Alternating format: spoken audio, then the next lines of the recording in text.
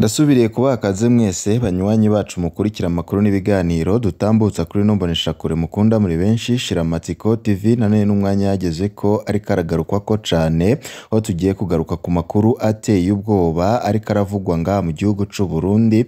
Hari amanama akomeye cane y'urutavanako ariko araba, ayo yose ngo ariko arahanura Perezida Evariste Ndayishimiye kuba yakinjura, kuko kurongora igihugu c'u Burundi vyamunaniye. Bamwe bakamugira inama yuko iyo utumvira inama z'abandi canke ngo wumvire abariko bakugira inama, ivyo ngivyo ari vyo vyama vyakweze akarambaraye bikagakwegera igihugu ndetse na wewe nyine bikagukwegera, aho bamwe n'abandi bariko baramwibutsa ivyabaye ku munsi Pierre Nkurunziza.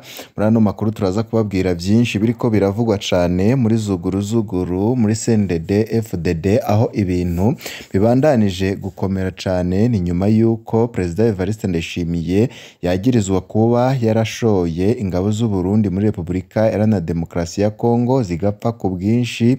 Igisirikare c'u Burundi kuri ubu ngubu kikaba cyaramaramariye muri Republika Iharanira Demokarasi ya Kongo.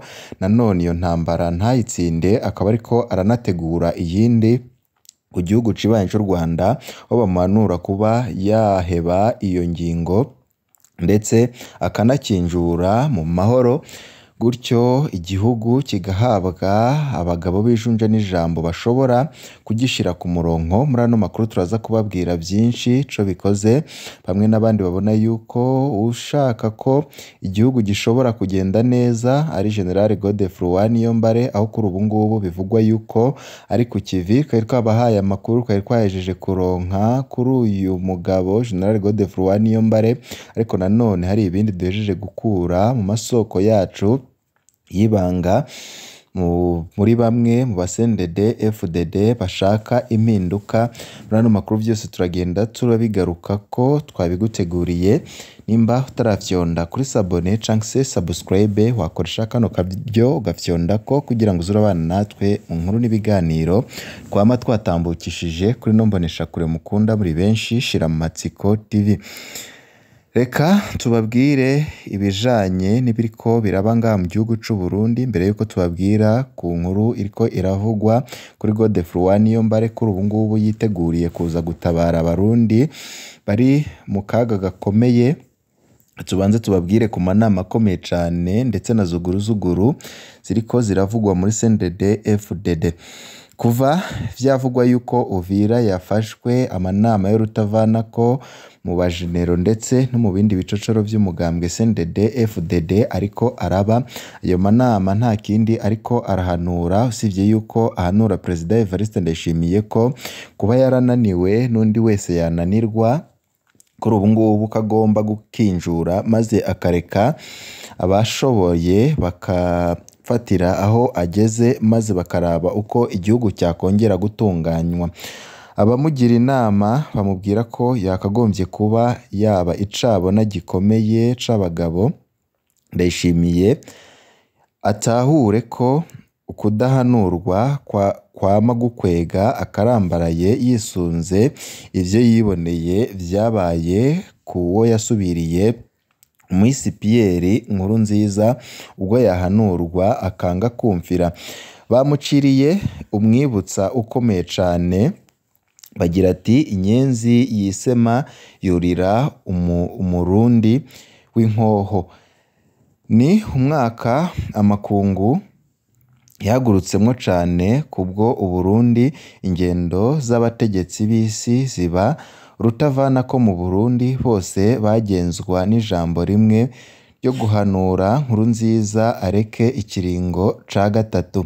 Vyabaye nk'ibitangaza kubona umunyamabanga mukuru w'ishirahamwe mpuzamakungu ONU, umushingantahe Ban Ki-moon yishikira mu Burundi inyuma y'urugendo rwaheruka rw'umupfasoni Samantha Power yaserukira Leta Zunze Ubumwe za Amerika muri ONU. Akaba yari asanzwe arongoye igisata c'umutekano c'iryo shirahamwe mpuzamakungu nyene.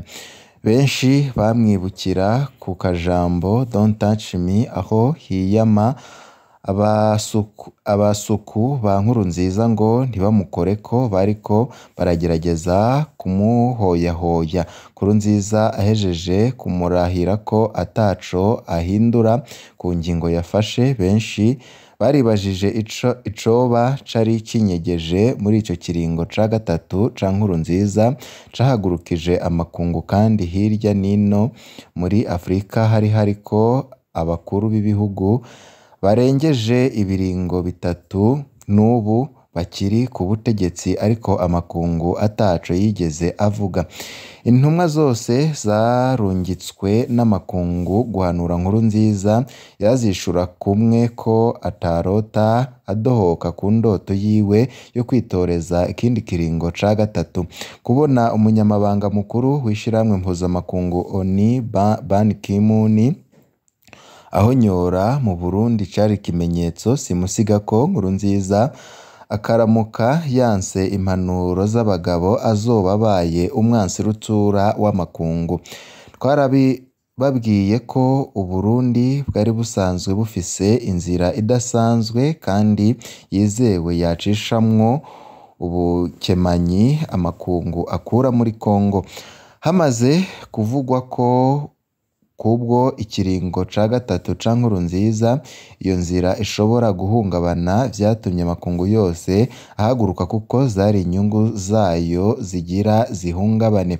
Hariko bamwe mu Barundi biriye akara mu kwibesha yuko kubwo ubwenge bwabo, akarimi gasosa no gusegereza mu makungu aribo batumye amakungu ahaguruka. Uko isi na beneyo babayeho nuko hariho ibihugu bikomeye gusumba ibindi. Iyo igihugu giciriritse cisanze gitunze ivyo amakungu akeneye, harakoreshwa inzira zose zishoboka gushika bashikiriye ivyo bariko bararonderayo. Iyo indongozi z'ico gihugu gihirwamwo uturyoshye zitabona kure, zibe zifise umutima ukunda igihugu, ico gihugu kirahura n'ingorane zikomeye cane. Si ubutare gusa butuma ibihugu bitezwa ingorane, n'ibihugu bifise amashamba manini nka Amazone rikurwamwo ibiti bidasanzwe bikoreshwa mu kubaka amazu y'akarorero mu bihugu biteye imbere, vyose vyama mu kajagari kubwo iryo tunga, co kimwe n'ibifise ibitoro canke irindi tunga kama. Abahangwa amaso n'amakungu si abafise iryo tunga gusa, n'abafise inzira zicishamwo iryo tunga nabo nyene bagumizwako ijisho. Benshi ntibatahuye iyo Nkurunziza yakuye ukurinda kwatumye yemera kwigira umwansi w'amakungu. Ni bimwe vyo kwiha amazina bamwe abarengeye benshi iyo babonye bicaye mu bibanza vya politike baca bibwira ko nabo babaye abanyapolitike, naho shwi. Umunyepolitike nyawe ategerezwa kuba ashoboye gukora ibikorwa bikomeye mw'ibanga bishobora kugira ico bihinduye ku gihugu ciwe canke mu karere, akanabona inzira zose zishobora kuzazanamwo ingorane. Mu mugambwe CNDD-FDD haravuzwe igihanganje Nkurunziza yari yizeye cane, basangiye akabisi n'agahiye bakiri ku rugamba, arico camuhanuye ko yokwihagararako imbere y'amakungu ntarekure ikiringo ca gatatu.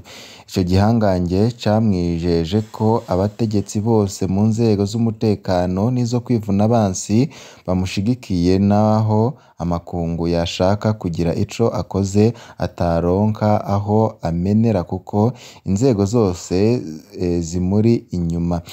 Iri niryo kosha rikomeye abategetsi benshi biyita abanyepolitike bama bakora. Kirazira kwemera impanuro uhawe n'abiyita abahanuzi bawe, ahubwo wumviriza ico umutima wawe uguhanura, kuko ni wewe uhura n'ingorane iyo usanze wahenzwe. Kumwe kw'impongo iza gupfa itumva inzogera haravuzwe bamwe mu baryango ba hafi ya Nkurunziza bamuhanuye nk'abamukunda ko yareka iby'ico kiringo maze akemera gukinjura amahoro agacishwa mu nzira y'iteka yari yateguriwe akajana n'umuryango wiwe, ariko n'ubundi aranana. Twababwira ko abo banyamuryango bababwiye ko batazi uko politike ikinwa, ko kizira kugira ubwoba. Yamara bobo bari bamaze kuronka amakuru yizewe ko Nkurunziza akaramuka yanse gusohoka aciye mu rugi rw'amahoro n'umutekano ashobora gucishwa mu cobo kimuhamba.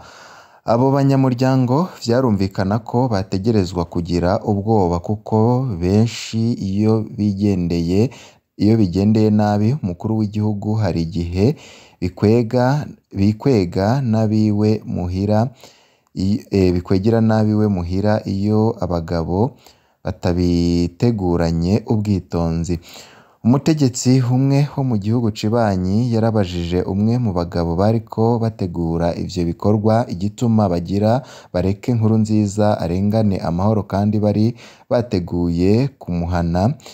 Yamwishuye ko amakungu ariyo yasavye ko Nkurunziza aramutse yemeye kurekura ikiringo ca gatatu mu mahoro atanumwe arekuriwe kumuvuma n'amate, nubwo yoba amwishuza akabande k'inka, ariko aca amubwira yuko kubw'ubwenge Imana yamuhaye yizeye neza ko Nkurunziza adashobora kwemera ivyo amakungu amusaba. Iyo aza kuba umunyepolitike abushitse, Nkurunziza yari kuraba neza mu maso y'ico gihangange camuhanuye, akabona ko cari gifise amabara abiri adasa, maze agatahura ko abo kwizera cane ari bo baguhinduka kandi bakaba banakugirira nabi. Ingingo yo kwiyita imboneza y'amaho bwabaye ubutumwa Nkurunziza yarahaye abarundi n'amakungu ko atariko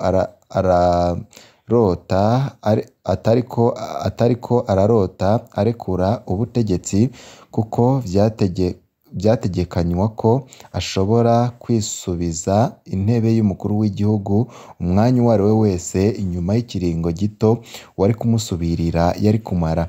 Bimaze kuboneka mu maso y'abarundi n'amakungu ko yabaye kananira abagabo, hahavuye hafatwa ingingo ko ukwima kwiwe guhagarikwa.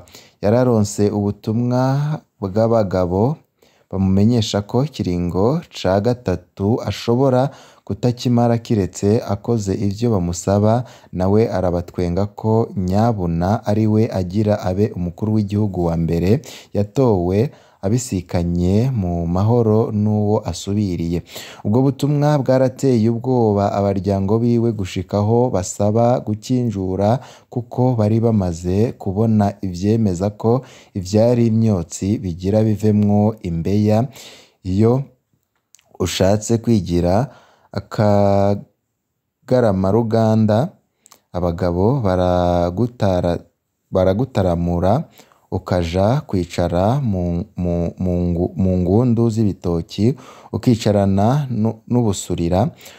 Uko kudahanurwa kwarakwegeye Uburundi, na bene bwo bakomereka inkomere, ibikomere bitazigera bikira vuba. Ahangaha nk'icabona gikomeye c'abagabo, Ndayishimiye aratahura ko ukudahanurwa kwama gukwegera akarambaraye Uburundi yisunze ivyo ubwiwe yiboneye.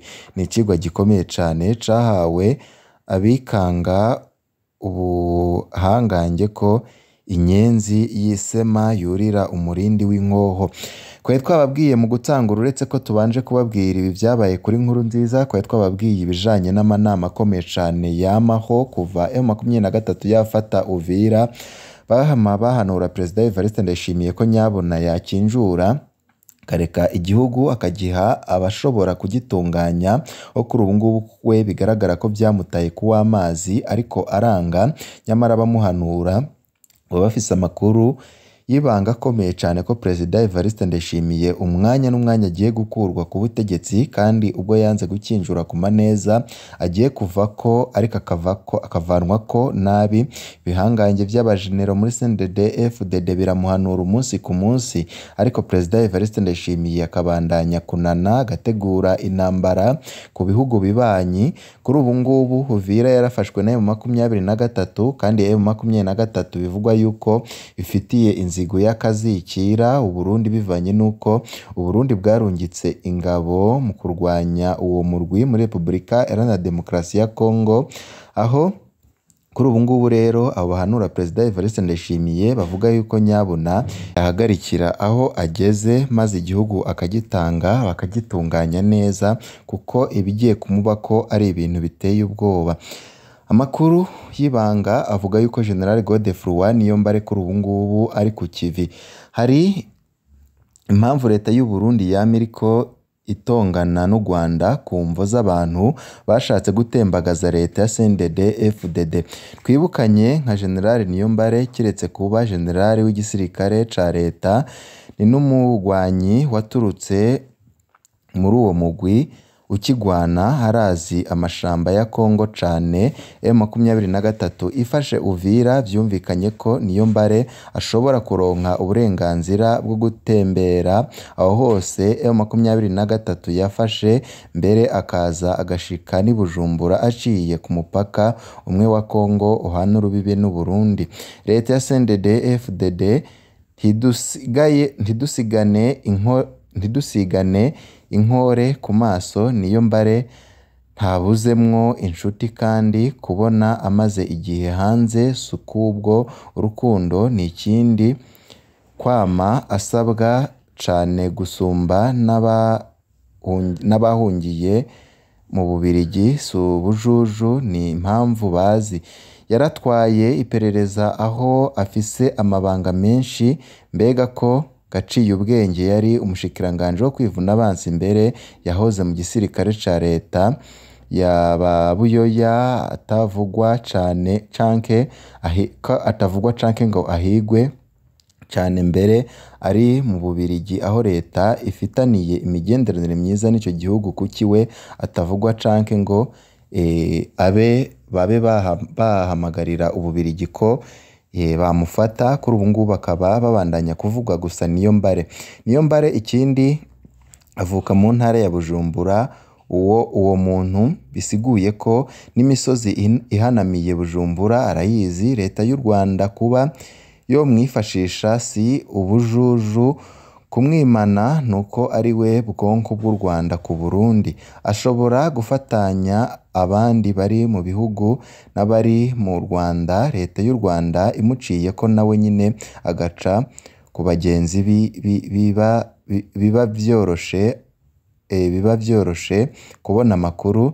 Ni ikintu gikomeye mu bihe nk'ibi. Ubu rero yo bavuze ko leta igeramiwe n'u Rwanda, ko rwimanye canke abashatse gutembagaza leta ya Nkurunziza, haba harimwo ibitari bike bivuzwe.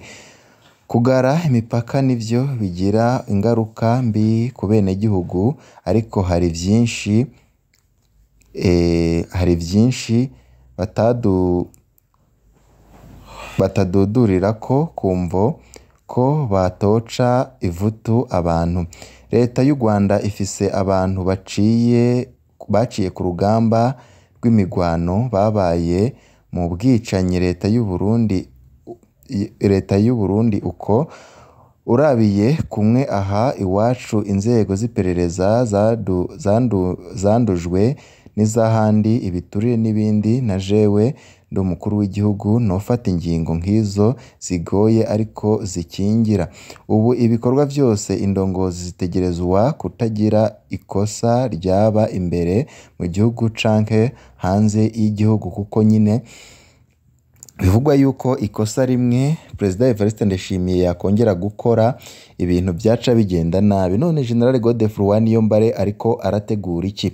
Amakuru y'ibanga dufise dukura muri bamwe bamwegereye kandi bari ngaha mu gihugu c'u Burundi banegereye Perezida Evariste Ndayishimiye, bivugwa yuko uwo mugambi yaba yarawuteguye kandi yarawuhejeje kera, abo yafashije mu ntambara bagizemwo iminsi nabo bakaba bagiye kumufasha kuza gukurako ubutegetsi bwa Perezida Evariste Ndayishimiye we abona yuko ari ubutegetsi budatwarira abarundi kumwe, ari ubutegetsi butagize na kimwe bugeza ku barundi. Biboneka kuri ubu ngubu abarundi bakaba bari mu bwoba bukomeye cyane, bari mu nzara iteye ubwoba ndetse n'ibindi bibazo byinshi bihanze Uburundi. Ivyo byose ngo byicwa na zimwe mu ndongozi zivuga yuko zirongoye igihugu. Ni amakuru menshi cyane abandanya kudushikira, mu kandi kanya turaza kubabwira bishasha bigezwe ko ku bwoba bwinshi bubandanije kugaragara mu bajenero ndetse n'abasendede FDD muri rusange. Ni byiza kuri mwese, nivyo ndabipfurije.